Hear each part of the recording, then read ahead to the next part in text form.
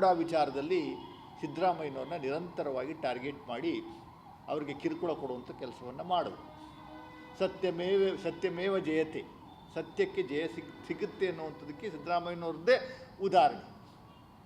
ಪ್ರಮುಖವಾಗಿ doctor G Parameshwara ಸಂಸ್ಥೆಗಳಿಗೆ ಕೆಟ್ಟ ಹೆಸರು ತರಬೇಕು, ಜಿ ಪರಮೇಶ್ವರ್ಗೆ ಕೆಟ್ಟ ಹೆಸರು ತರಬೇಕು ಅನ್ನುವಂಥದ್ದು ಏಕೈಕ ಉದ್ದೇಶ ಇ ಡಿ ಅವ್ರದ್ದಾಗಿದೆ ಅನ್ನುವಂಥದ್ದು ನೇರ ಆರೋಪವನ್ನು ನಾನು ಕಾಂಗ್ರೆಸ್ ಪಕ್ಷದ ವಕ್ತಾರನಾಗಿ ಮಾಡ್ತಾ ಇದ್ದೀನಿ.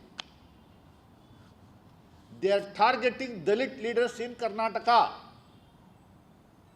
ಇದು ನಿನ್ನೆ ಮೊನ್ನೆ ಹುಟ್ಟಿದಂಥ ಸಂಸ್ಥೆ ಅಲ್ಲ. ಕಳೆದ 67 ವರ್ಷದಿಂದ ನಿರಂತರವಾಗಿ ಅವ್ರ ತಂದೆ ಗಂಗಾಧರರವರು ದಮನೀಯ ಜನಾಂಗದವರಿಗೆ ಎಜುಕೇಷನ್ನ ಕೊಡುವಂಥ ಕೆಲಸವನ್ನು ಮಾಡ್ಕೊಂಬರ್ತಾ ಇರುವಂಥದ್ದು. ಡಾಕ್ಟರ್ ಜಿ ಪರಮೇಶ್ವರ್ ಅವರು ಕೈಗೆತ್ಕೊಂಡ ಮೇಲೆ ಅವರು ಅವ್ರ ಬ್ರದರ್ಸ್ ಅವರು ಆ ಸಂಸ್ಥೆಯನ್ನು ಕೈಗೆತ್ಕೊಂಡ ಮೇಲೆ ವಿಸ್ತರಣೆ ಮಾಡಿದ್ದಾರೆ. They have expanded the institution. Engineering ಕಾಲೇಜ್ಗಳು ಮಾಡಿದ್ದಾರೆ,